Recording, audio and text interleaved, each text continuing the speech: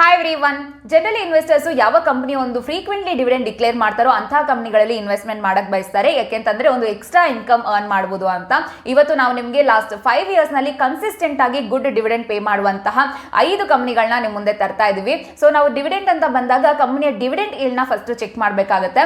So ಇಲ್ಲಿ dividend yield ಅಂತ ಅಂದ್ರೆ ಟೋಟಲ್ ಡಿವಿಡೆಂಡ್ ಪರ್ ಶೇರ್ ಒಂದು ಆನ್ಯುವಲಿ ಎಷ್ಟು ಕಂಪನಿ ಪೇ ಮಾಡ್ತಿದ್ಯೋ ಡಿವೈಡೆಡ್ ಬೈ ಕಂಪನಿಯ ಶೇರ್ ಪ್ರೈಸ್. ಸೊ ಇದನ್ನ ನಾವು ಚೆಕ್ ಮಾಡಬೇಕಾಗುತ್ತೆ. ಸೊ ನಾವಿಲ್ಲಿ ಸೆಲೆಕ್ಟ್ ಮಾಡಿರುವ ಒಂದು ಸ್ಟಾಕ್ಸ್ ಬಂದು last 5 years average annual dividend yield ನ ನಾವು ಕನ್ಸಿಡರ್ ಮಾಡಿದೀವಿ. ಸೊ ಒಂದು last 1 year annual dividend yield ನ ನಾವು ತಗೊಂಡಷ್ಟೇ ಮಾಡಿಲ್ಲ. ಯಾಕೆಂತಂದ್ರೆ ಎಷ್ಟೊಂದು ಕಂಪನಿಗಳಲ್ಲಿ ಲಾಸ್ಟ್ 1 ಇಯರ್ ನಲ್ಲಿ ಒಂದು ಚೆನ್ನಾಗಿ ಡಿವಿಡೆಂಡ್ ಕೊಟ್ಟಿರ್ತಾರೆ, ಬಟ್ ಕಂಪನಿಯ ರೆಕಾರ್ಡ್ಸ್ ನ ನೋಡಿದ್ರೆ ಸೊ ಅಲ್ಲಿ ಡಿವಿಡೆಂಡ್ ಈಲ್ಡ್ ಅಷ್ಟು ಚೆನ್ನಾಗಿರೋದಿಲ್ಲ ಟ್ರೆಂಡ್ ಅಲ್ಲಿ ನೋಡಿದ್ರೆ. ಸೊ ಹಾಗಾಗಿ ನಾವು ಲಾಸ್ಟ್ 5 ಇಯರ್ಸ್ ಒಂದು ಆವರೇಜ್ ಆನ್ಯುವಲ್ ಡಿವಿಡೆಂಡ್ ಈಲ್ಡ್ ನ ಕನ್ಸಿಡರ್ ಮಾಡಿದೀವಿ. ಸೊ ಇನ್ನು ನಾವು ಇಲ್ಲಿ ಸ್ಟಾಕ್ ಕನ್ಸಿಡರ್ ಮಾಡುವಾಗ ಮಾರ್ಕೆಟ್ ಕ್ಯಾಪಿಟಲೈಸೇಷನ್ ಬಂದು ಮೋರ್ ದನ್ 5,000 crores ಹಾಗೂ ಒಂದು return on equity more than 15%, ಇನ್ನು ಡೆಟ್ ಟು ಇಕ್ವಿಟಿ ರೇಷಿಯೋ ಬಂದು ಲೆಸ್ ದನ್ 1 ಇರುವಂತಹ ಸ್ಟಾಕ್ಸ್ ಗಳನ್ನೇ ಸೆಲೆಕ್ಟ್ ಮಾಡಿರೋದು. ಅಂಡ್ 5 ಇಯರ್ಸ್ ಹೈಯೆಸ್ಟ್ ಒಂದು ಆವರೇಜ್ ಆನ್ಯುವಲ್ ಡಿವಿಡೆಂಡ್ ಇಲ್ನ ನಾವು ಕೊನೆಯಲ್ಲಿ ಡಿಸ್ಕಸ್ ಮಾಡಿದೀವಿ. ಹಾಗಾಗಿ ಯಾವುದೇ ಕಾರಣಕ್ಕೂ ವಿಡಿಯೋನ ಕೊನೆವರೆಗೂ ನೋಡೋದು ಮಿಸ್ ಮಾಡ್ಕೊಳ್ಬೇಡಿ. ಸೊ ಒಂದು ಇಂಪಾರ್ಟೆಂಟ್ ಅಪ್ಡೇಟ್ ನ ಮಿಸ್ ಮಾಡ್ಕೊಂಡಂಗ ಆಗುತ್ತೆ. ಸೊ ಇನ್ನು ನಾವು ಈ ವಿಡಿಯೋದಲ್ಲಿ ಯೂಸ್ ಮಾಡಿರೋ ವ್ಯಾಲ್ಯೂಸ್ ಬಂದು 17th June 2022 ಆಗಿರುತ್ತೆ. ಅಂಡ್ ನಾವು ಟಾಪಿಕ್ ಶುರು ಮಾಡಕ್ ಮುಂಚೆ ಇನ್ನು ಯಾರು ಗ್ರೋ ಕನ್ನಡ ಯೂಟ್ಯೂಬ್ ಚಾನಲ್ ನ ಸಬ್ಸ್ಕ್ರೈಬ್ ಮಾಡಿಲ್ಲ ಸಬ್ಸ್ಕ್ರೈಬ್ ಮಾಡಿ ಹಾಗೂ ಬೆಲ್ ಐಕನ್ ಕ್ಲಿಕ್ ಮಾಡಿ. ನಾವು personal finance, investment, stock market ಬಗ್ಗೆ ವಿಡಿಯೋಸ್ ಹಾಕಿದಾಗ ನಿಮಗೆ ನೋಟಿಫಿಕೇಶನ್ಸ್ ಬರುತ್ತೆ. ಯಾವುದೇ ಕಾರಣಕ್ಕೂ ಮಿಸ್ ಮಾಡ್ಕೊಳ್ದೆ ನಿಮ್ಮ ನಾಲೆಜ್ ನ ಅಪ್ಡೇಟ್ ಮಾಡ್ಕೊಳ್ಬಹುದು. ಇನ್ನು ಮೊದಲನೇ ಕಂಪನಿ ಹಿಂದೂಸ್ತಾನ್ ಜಿಂಕ್. ಇದು ಭಾರತದಲ್ಲಿರುವಂತಹ ಒಂದೇ ಒಂದು ಇಂಟಿಗ್ರೇಟೆಡ್ ಜಿಂಕ್, ಲೆಡ್ ಹಾಗೂ ಒಂದು ಸಿಲ್ವರ್ ಮ್ಯಾನುಫ್ಯಾಕ್ಚರರ್ ಆಗಿದೆ. ಸೊ ಪ್ರಪಂಚದಲ್ಲೇ ಇದು ಲೋಯೆಸ್ಟ್ ಕಾಸ್ಟ್ ಜಿಂಕ್ ಪ್ರೊಡ್ಯೂಸರ್ ಆಗಿದ್ದು ಸೆಕೆಂಡ್ ಲಾರ್ಜೆಸ್ಟ್ ಜಿಂಕ್ ಪ್ರೊಡ್ಯೂಸರ್ ಆಗಿದೆ. ಇನ್ನು ಇಂಡಿಯನ್ ಮೈನಿಂಗ್ ಹಾಗೂ ಮೆಟಲ್ ಜೈಂಟ್ ಅಂತಾನೆ ಹೇಳುವ ವೇದಾಂತ ಕಂಪನಿದು ಸಬ್ಸಿಡಿಯರಿ ಇದು. ಇನ್ನು ಒಂದು 5 years average annual dividend yield ನ ನೋಡಿದ್ರೆ 6.12% ಇದೆ. ಇನ್ನು ಡೊಮೆಸ್ಟಿಕ್ ಜಿಂಕ್ ಮಾರ್ಕೆಟ್ ನಲ್ಲಿ ಇದು 75% ವಾಲ್ಯೂಮ್ ನಷ್ಟು ಒಂದು ಮಾರ್ಕೆಟ್ ಶೇರ್ ನ ಹೊಂದಿದೆ. ಇದರ ಜೊತೆಗೆ ಗವರ್ಮೆಂಟ್ ಆಫ್ ಇಂಡಿಯಾ ಜೊತೆ ಒಂದು ಮೈನಿಂಗ್ ರೈಟ್ಸ್ ಗಾಗಿ ಲಾಂಗ್ ಟರ್ಮ್ ಒಂದು ಅಗ್ರಿಮೆಂಟ್ಸ್ ನ ಹೊಂದಿದ್ದು 448 ಮಿಲಿಯನ್ ಟನ್ಸ್ ಅಷ್ಟು ಒಂದು ನೆಟ್ ರಿಸರ್ವ್ ನ ಹೊಂದಿದೆ. ಇದು ಕಂಪನಿಗೆ 25 ಇಯರ್ಸ್ಗೂ ಜಾಸ್ತಿ ಒಂದು ಆಪರೇಷನ್ ಇರೋದಕ್ಕೆ ಅಲೋ ಮಾಡುತ್ತೆ. ಇನ್ನು ಕಂಪನಿ ಒಂದು ಮೇಜರ್ ರಿಸ್ಕ್ ಅಂತ ನೋಡೋದಾದ್ರೆ ಈ ಕಂಪನಿ ಸ್ಟೀಲ್ ಸೆಕ್ಟರ್ ಮೇಲೆ ತುಂಬಾನೇ ಡಿಪೆಂಡ್ ಆಗಿರುತ್ತೆ. ಸೊ ಸ್ಟೀಲ್ ಇಂಡಸ್ಟ್ರಿ ಇಲ್ಲಿ ಡೊಮೆಸ್ಟಿಕ್ ಜಿಂಕ್ ಮಾರ್ಕೆಟ್ಗೆ 70% ಅಷ್ಟು ಹೊಂದಿರುತ್ತೆ. ಸೊ ಹಾಗಾಗಿ ಒಂದು ಸ್ಟೀಲ್ ಇಂಡಸ್ಟ್ರಿಯ ಸೈಕ್ಲಿಕ್ಯಾಲಿಟಿ ರಿಸ್ಕ್ ಏನಿದೆಯೋ ಸೊ ಅದು ಒಂದು ಹಿಂದೂಸ್ತಾನ್ ಜಿಂಕ್ಗೆ ಇನ್ಹೆರೆಂಟ್ ರಿಸ್ಕ್ ಆಗಿರುತ್ತೆ ಅಂತ ಹೇಳ್ಬೋದು. ಇನ್ನು ನಾವು ಫೈನಾನ್ಷಿಯಲ್ ಇಂಡಿಕೇಟರ್ಸ್ ನ ನೋಡೋದಾದ್ರೆ ಸ್ಕ್ರೀನ್ ಮೇಲೆ ನೋಡ್ತಿರುವಂತೆ ಇಲ್ಲಿ ಕರೆಂಟ್ ಮಾರ್ಕೆಟ್ ಪ್ರೈಸ್ ಬಂದು 273 ಇದೆ. ಇನ್ನು P ratio 11.80, ROE percentage 29.20, 5 year sales CAGR percentage ಇಲ್ಲಿ 11.25 ಇದೆ. 1 year return percentage -17.69%, 5 years return percentage ಇಲ್ಲಿ 2.65% ಇದೆ. ಇನ್ನು 200 ಡೇ ಸಿಂಪಲ್ ಮೂವಿಂಗ್ ಆವರೇಜ್ 280.36 ಇದೆ. ನಾವು ಇದನ್ನ ಒಂದು ಕರೆಂಟ್ ಮಾರ್ಕೆಟ್ ಪ್ರೈಸ್ ಗೆ ನೋಡೋದಾದ್ರೆ ಅದಕ್ಕೂ ಜಾಸ್ತಿ ಇರೋದ್ರಿಂದ, ಅಂದ್ರೆ ಕರೆಂಟ್ ಮಾರ್ಕೆಟ್ ಪ್ರೈಸ್ ಗೆ ಕಂಪೇರ್ ಮಾಡಿದ್ರೆ ಸಿಂಪಲ್ ಮೂವಿಂಗ್ ಆವರೇಜ್ ಜಾಸ್ತಿ ಇರೋದ್ರಿಂದ ಇದು ನೆಗೆಟಿವ್ ಸೆಂಟಿಮೆಂಟ್ ನ ಇಂಡಿಕೇಟ್ ಮಾಡ್ತಾ ಇದೆ. ಇನ್ನು RSI ಇಲ್ಲಿ 45 ಇದೆ. 40 to 70 ಒಂದು ಬ್ಯಾಂಡ್ ಅಲ್ಲಿ ಇದ್ರೆ ಇದು ನ್ಯೂಟ್ರಲ್ ಅಂತ ಹೇಳ್ಬೋದು. ಇಲ್ಲಿ ಈ ಒಂದು ಸ್ಟಾಕ್ ನ ನಾವು ಲೋವರ್ ಎಂಡ್ ನಲ್ಲಿ ನ್ಯೂಟ್ರಲ್ ಆಗಿದೆ ಅಂತ ಕನ್ಸಿಡರ್ ಮಾಡಬಹುದು. ಇನ್ನು ನೆಕ್ಸ್ಟ್ ಕಂಪನಿ ಬಂದು ಇಂಡಸ್ ಟವರ್ಸ್. ಇದು ನಮಗೆ ಮುಂಚೆ ಭಾರತಿ ಇನ್ಫ್ರಾಟೆಲ್ ಅಂತ ನಮಗೆ ಪರಿಚಿತವಾಗಿತ್ತು. ಇದು ಇಂಡಿಯಾದ ಒಂದು ಲಾರ್ಜೆಸ್ಟ್ ಟೆಲಿಕಾಂ ಟವರ್ ಕಂಪನಿ ಆಗಿದ್ದು ಒಂದು ಟೆಲಿಕಾಂ ಟವರ್ಸ್ ನ ಬಿಲ್ಡ್ ಮಾಡಿ ಓನ್ ಮಾಡಿ ಇದೇ ಕೂಡ ಮೇಂಟೈನ್ ಮಾಡುತ್ತೆ. ಇನ್ನು last 5 years average annual dividend ಇಲ್ಲ ನಾವು ನೋಡೋದಾದ್ರೆ 5.66% ಇದೆ. ಇನ್ನು ಮಾರ್ಚ್ 2021 ನಲ್ಲಿ ಇಂಡಸ್ ಟವರ್ಸ್ ಬಂದು 1.85 lakhs ಹಾಗೂ 3.35 lakhs ಕೋಲೊಕೇಶನ್ ನ ಒಂದು 22 ಸರ್ಕಲ್ಸ್ ನಲ್ಲಿ ಹೊಂದಿದೆ. ಸೊ ಹಾಗಾದ್ರೆ ಈ ಇಂಡಸ್ಟ್ರಿ ಡಾಮಿನೆಂಟ್ ಅನ್ನೋ ಕ್ವೆಶ್ಚನ್ ನ ನಾವು ನೋಡಿದ್ರೆ ಸೊ ಇಂಡಿಯಾದಲ್ಲಿ ಒಂದು 5G ನೆಟ್ವರ್ಕ್ ಎಸ್ಟಾಬ್ಲಿಷ್ ಆಗ್ತಾ ಇರೋದ್ರಿಂದ ಫ್ಯೂಚರ್ ನಲ್ಲಿ ಒಂದು ಬಿಗರ್ ಮಾರ್ಕೆಟ್ ಇದೆ ಅಂತಾನೆ ಹೇಳ್ಬೋದು. ಇದ್ರ ಜೊತೆಗೆ ಈ ಟೆಲಿಕಾಂ ಟವರ್ ಇಂಡಸ್ಟ್ರಿ ಬಂದು ವೆರಿ ಕ್ಯಾಪಿಟಲ್ ಇಂಟೆನ್ಸಿವ್ ಅಂತ ಹೇಳ್ಬೋದು. ಸೊ ಈ ಹಳ್ಳಿ ಪ್ರದೇಶಗಳಲ್ಲಿ ಒಂದು ಕವರೇಜ್ ಏರಿಯಾ ಜಾಸ್ತಿ ಮಾಡೋದಕ್ಕೆ ಒಂದು ನ್ಯೂ ಟವರ್ಸ್ ಗಳನ್ನ ಕನ್ಸ್ಟ್ರಕ್ಷನ್ ಮಾಡುವಂತಹ ಸಾಧ್ಯತೆಗಳು ತುಂಬಾ ಇದೆ. ಇನ್ನು ನಾವು ಫೈನಾನ್ಷಿಯಲ್ ಇಂಡಿಕೇಟರ್ಸ್ ನಾವು ನೋಡೋದಾದ್ರೆ ಸ್ಕ್ರೀನ್ ಮೇಲೆ ನೋಡ್ತಿರುವಂತೆ ಕರೆಂಟ್ ಮಾರ್ಕೆಟ್ ಪ್ರೈಸ್ ಇಲ್ಲಿ 206 ಇದೆ. ಇನ್ನು P ratio 8.73, ROE percentage 33.5, 5 year sales CAGR ಇಲ್ಲಿ 35.4% ಇದೆ.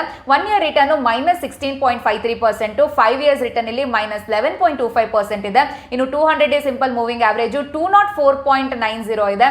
ಇದು ಒಂದು ಕರೆಂಟ್ ಮಾರ್ಕೆಟ್ ಪ್ರೈಸ್ ಗೂ ಕಡಿಮೆ ಇರೋದ್ರಿಂದ ಪಾಸಿಟಿವ್ ಸೆಂಟಿಮೆಂಟ್ ನ ಇಂಡಿಕೇಟ್ ಮಾಡ್ತಾ ಇದೆ.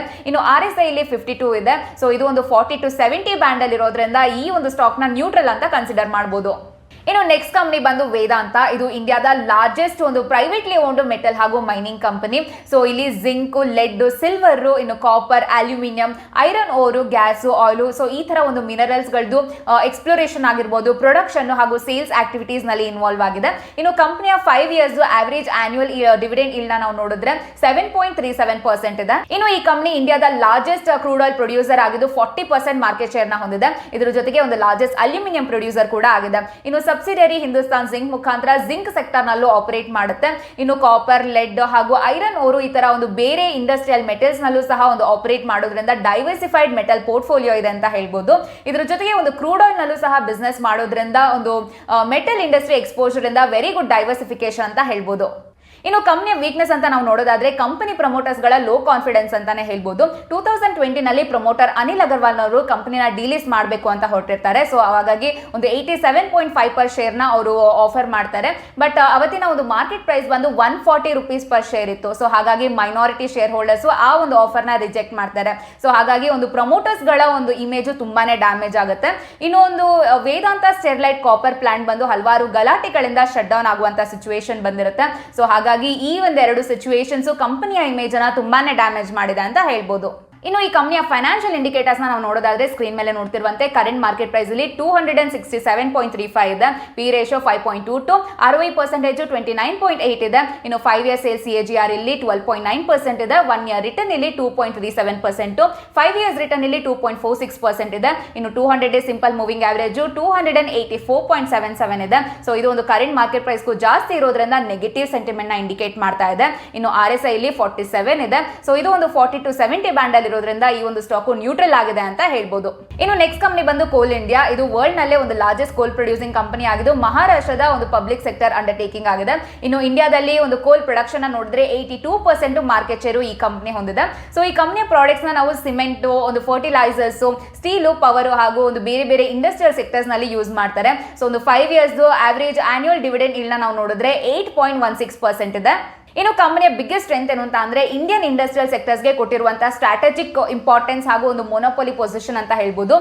ಇಂಡಿಯಾದಲ್ಲಿ ಒಂದು 48% ಕೋಲ್ ರಿಸರ್ವ್ಸ್ ನ ಕಂಪನಿ ಹೊಂದಿದ್ದು ಡೊಮೆಸ್ಟಿಕ್ ಕೋಲ್ ಡಿಮ್ಯಾಂಡ್ಸ್ ನ 83% ಅಷ್ಟು ಇದು ಪೂರೈಸುತ್ತೆ. ಜೊತೆಗೆ ನಾನು ಆಗ್ಲೇ ಹೇಳ್ದಂಗೆ ಇಂಡಿಯಾ ಪವರ್ ಹಾಗೂ ಒಂದು ಸ್ಟೀಲ್, ಸಿಮೆಂಟ್ ಹಾಗೂ ಬೇರೆ ಬೇರೆ ಒಂದು ಇಂಡಸ್ಟ್ರಿಯಲ್ ಸೆಕ್ಟರ್ಸ್ಗೆ ಇದು ಕೊಟ್ಟಿರುವಂತಹ ಸ್ಟ್ರಾಟಜಿಕ್ ಇಂಪಾರ್ಟೆನ್ಸ್ ಇವರ ಒಂದು ಆಡೆಡ್ ಅಡ್ವಾಂಟೇಜ್ ಅಂತಾನೆ ಹೇಳ್ಬೋದು.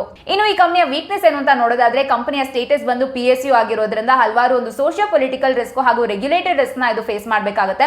ಜೊತೆಗೆ ಒಂದು ಕಂಪನಿಯ ಇಂಟರ್ನಲ್ ಸ್ಟ್ರಕ್ಚರ್ ತುಂಬಾ ಅಧಿಕಾರಶಾಹಿ ಆಗಿರೋದ್ರಿಂದ ಒಂದು ಶೇರ್ ಹೋಲ್ಡರ್ಸ್ಗೆ ಅದು ಹಾನಿಕರ ಆದ್ರೂ ಗವರ್ಮೆಂಟ್ ಆಫ್ ಇಂಡಿಯಾ ಏನ್ ಮ್ಯಾಂಡೇಟರಿ ಮಾಡುತ್ತೋ ಅದನ್ನ ಫಾಲೋ ಮಾಡಲೇಬೇಕಾಗಿರುವಂತಹ ಸಿಚುವೇಶನ್ ಇರುತ್ತೆ. ಇದು ಇದರ ಕಂಪನಿಯ ವೀಕ್ನೆಸ್ ಅಂತಾನೆ ಹೇಳ್ಬೋದು. ಇನ್ನು ನಾವು ಫೈನಾನ್ಷಿಯಲ್ ಇಂಡಿಕೇಟರ್ಸ್ ನಾವು ನೋಡೋದಾದ್ರೆ ಸ್ಕ್ರೀನ್ ಮೇಲೆ ನೋಡ್ತಿರುವಂತೆ ಇಲ್ಲಿ ಕರೆಂಟ್ ಮಾರ್ಕೆಟ್ ಪ್ರೈಸ್ 183.15 ಇದೆ. ಇನ್ನು ಪಿ ರೇಷಿಯೋ 6.46, ROE ಪರ್ಸೆಂಟೇಜ್ 43.6, ಇನ್ನು 5 ಇಯರ್ ಸೇಲ್ಸ್ CAGR ಪರ್ಸೆಂಟ್ ಇಲ್ಲಿ 7.02 ಇದೆ. 1 ಇಯರ್ ರಿಟರ್ನ್ ಪರ್ಸೆಂಟೇಜ್ 18.24, ಇನ್ನು 5 ಇಯರ್ಸ್ ರಿಟರ್ನ್ ಇಲ್ಲಿ -6.79% ಇದೆ. ಇನ್ನು 200 ಡೇ ಸಿಂಪಲ್ ಮೂವಿಂಗ್ ಆವರೇಜ್ 187.52 ಇದೆ. ಇದು ಒಂದು ಕರೆಂಟ್ ಮಾರ್ಕೆಟ್ ಪ್ರೈಸ್ ಗೂ ಜಾಸ್ತಿ ಇರೋದ್ರಿಂದ ನೆಗೆಟಿವ್ ಸೆಂಟಿಮೆಂಟ್ ನ ಇಂಡಿಕೇಟ್ ಮಾಡ್ತಾ ಇದೆ. ಇನ್ನು RSI ನೋಡಿದ್ರೆ 55 ಇದೆ. ಸೊ ಇದು ಒಂದು 40 to 70 ಬ್ಯಾಂಡ್ ಅಲ್ಲಿ ಇರೋದ್ರಿಂದ ಈ ಸ್ಟಾಕ್ ನ್ಯೂಟ್ರಲ್ ಆಗಿದೆ ಅಂತ ಕನ್ಸಿಡರ್ ಮಾಡಬಹುದು.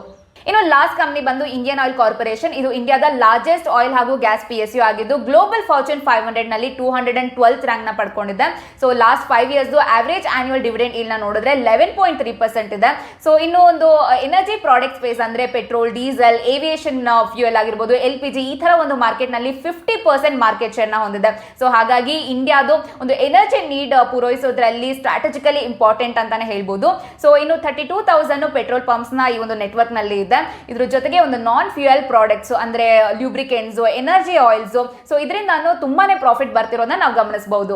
ಇನ್ನು ಕಂಪನಿಯ ವೀಕ್ನೆಸ್ ಅಂತ ನೋಡೋದಾದ್ರೆ ಇಲ್ಲಿ ಕಂಪನಿಯ ಸ್ಟೇಟಸ್ ಬಂದು PSU ಹಾಗೂ ಝೀರೋ ಪ್ರೈಸಿಂಗ್ ಪವರ್ ನ ನಾವು ಗಮನಿಸಬಹುದು. ಅಂದ್ರೆ ಪೆಟ್ರೋಲ್, ಡೀಸೆಲ್, LPG, ಕೆರೋಸಿನ್ ಇದಕ್ಕೆಲ್ಲ ನಾವು ಡೈರೆಕ್ಟ್ ಪ್ರೈಸಿಂಗ್ ಪವರ್ ಇರೋದಿಲ್ಲ. ಇಲ್ಲಿ ಒಂದು ಪ್ರೈಸಿಂಗ್ ಕಂಟ್ರೋಲ್ ಮಾಡ್ತಿರೋದು ಗವರ್ಮೆಂಟ್ ಆಫ್ ಇಂಡಿಯಾ. ಇದ್ರ ಜೊತೆಗೆ ಇಂಡಿಯಾದಲ್ಲಿ LPG ಬಂದು ಸಬ್ಸಿಡೈಸ್ಡ್ ಆಗಿರೋದ್ರಿಂದ ಗವರ್ಮೆಂಟ್ IOCL ಮುಖಾಂತರ ಒಂದು ಪೇಮೆಂಟ್ ನ ಮಾಡೋದ್ರಿಂದ ಸೊ ಪೇಮೆಂಟ್ ಇಲ್ಲಿ ಡಿಲೇ ಆಗ್ತಾ ಹೋಗುತ್ತೆ. ಸೊ ಹಾಗಾಗಿ ಕಂಪನಿಯ ವರ್ಕಿಂಗ್ ಕ್ಯಾಪಿಟಲ್ ಕ್ಯಾಪಿಟಲ್ ಹಾಗೂ ಬ್ಯಾಲೆನ್ಸ್ ಶೀಟ್ ಗೆ ಇದು ತುಂಬಾನೇ ಎಫೆಕ್ಟ್ ಮಾಡುತ್ತೆ. ಇನ್ನು ಈ ಕಂಪನಿಯ ಫೈನಾನ್ಷಿಯಲ್ ಇಂಡಿಕೇಟರ್ಸ್ ನಾವು ನೋಡೋದಾದ್ರೆ ಇಲ್ಲಿ ಕರೆಂಟ್ ಮಾರ್ಕೆಟ್ ಪ್ರೈಸ್ ನಾವು ಸ್ಕ್ರೀನ್ ಮೇಲೆ ನೋಡ್ತಿರುವಂತೆ 106.25 ಇದೆ, P ratio 3.95, ROE percentage 20.5, 5 year sales CAGR percentage 10.6% ಇದೆ. ಇನ್ನು 1 ಇಯರ್ ರಿಟರ್ನ್ ಪರ್ಸೆಂಟೇಜ್ ಇಲ್ಲಿ -5.63 ಇದೆ. ಇನ್ನು 5 ಇಯರ್ಸ್ ರಿಟರ್ನ್ ಇಲ್ಲಿ -11.77 ಇದೆ. ಇನ್ನು 200 ಡೇಸ್ ಸಿಂಪಲ್ ಮೂವಿಂಗ್ ಆವರೇಜ್ 108.76 ಇದೆ. ಇದು ಒಂದು ಕರೆಂಟ್ ಮಾರ್ಕೆಟ್ ಪ್ರೈಸ್ ಜಾಸ್ತಿ ಇರೋದ್ರಿಂದ ನೆಗೆಟಿವ್ ಸೆಂಟಿಮೆಂಟ್ ನ ಇಂಡಿಕೇಟ್ ಮಾಡ್ತಾ ಇದೆ. ಇನ್ನು RSI ಇಲ್ಲಿ 38 ಇದೆ. ಸೊ ಇದು 40 ಕಡಿಮೆ ಇರೋದ್ರಿಂದ ಈ ಒಂದು ಸ್ಟಾಕ್ ಓವರ್ ಸೋಲ್ಡ್ ಆಗಿದೆ ಅಂತ ನಾವು ಕನ್ಸಿಡರ್ ಮಾಡಬಹುದು. ಅಂಡ್ ಇನ್ನೊಂದೇನು ರಿಮೈಂಡ್ ಮಾಡಕ್ಕೆ ಇಷ್ಟಪಡ್ತೀನಿ ಅಂದ್ರೆ ನಾನು ಇಲ್ಲಿ ಶೇರ್ ಮಾಡಿರೋ ಮಾಹಿತಿ ಎಜುಕೇಶನಲ್ ಪರ್ಪಸ್ ಗೆ ಮಾತ್ರ, ಯಾವುದೇ ತರದ ಬೈ ಸೆಲ್ ರೆಕಮೆಂಡೇಶನ್ಸ್ ಇಲ್ಲ. ನೀವೆಲ್ಲಾದ್ರೂ ಹೂಡಿಕೆ ಮಾಡಕ್ ಮುಂಚೆ ಪ್ರಾಪರ್ ಆಗಿ ಅನಲೈಸ್ ಮಾಡಿ ಡಿಸಿಷನ್ಸ್ ತಗೊಳ್ಳಿ. ನಿಮ್ಮ ಡಿಸಿಷನ್ಸ್ ಗಳಿಗೆ ನೀವೇ ಜವಾಬ್ದಾರರಾಗಿರ್ತೀರಾ. ಯಾಕೆಂತಂದ್ರೆ stock market investment subject to market risk. And ಇನ್ನೊಂದೇನು ಇಂಪಾರ್ಟೆಂಟ್ ಅಪ್ಡೇಟ್ ಅಂತ ಅಂದ್ರೆ ಟೆಲಿಗ್ರಾಮ್ ನಲ್ಲೂ ಸಹ ಗ್ರೋ ಚಾನಲ್ ಇದೆ. So market updates, interesting blogs, news ಗಳು ಅಲ್ಲಿ ಅವೈಲೇಬಲ್ ಇರುತ್ತೆ. ಸೊ ಡಿಸ್ಕ್ರಿಪ್ಷನ್ ಬಾಕ್ಸ್ ಅಲ್ಲಿ ಲಿಂಕ್ ಇದೆ. ಯಾರನ್ನ ಜಾಯ್ನ್ ಆಗಿಲ್ಲ ಜಾಯ್ನ್ ಆಗಿ. ಅಂಡ್ ಇನ್ನ ಯಾರು ಗ್ರೋ ಕನ್ನಡ ಯೂಟ್ಯೂಬ್ ಚಾನಲ್ ನ ಸಬ್ಸ್ಕ್ರೈಬ್ ಮಾಡಿಲ್ಲ ಸಬ್ಸ್ಕ್ರೈಬ್ ಮಾಡಿ ಹಾಗೂ ಬೆಲ್ ಐಕನ್ ಕ್ಲಿಕ್ ಮಾಡಿ. ಸೊ ನಾವು ಪ್ರತಿ ಸಲ ವಿಡಿಯೋಸ್ ಹಾಕಿದಾಗ ನಿಮಗೆ ನೋಟಿಫಿಕೇಶನ್ ಬರುತ್ತೆ. ಮಿಸ್ ಮಾಡ್ಕೊಳ್ಳದೆ ನಮ್ಮ ವಿಡಿಯೋಸ್ ನ ನೋಡಿ ನಿಮ್ಮ ನಾಲೆಜ್ ನ ಅಪ್ಡೇಟ್ ಮಾಡ್ಕೊಳ್ಬಹುದು. Thank you so much. Bye.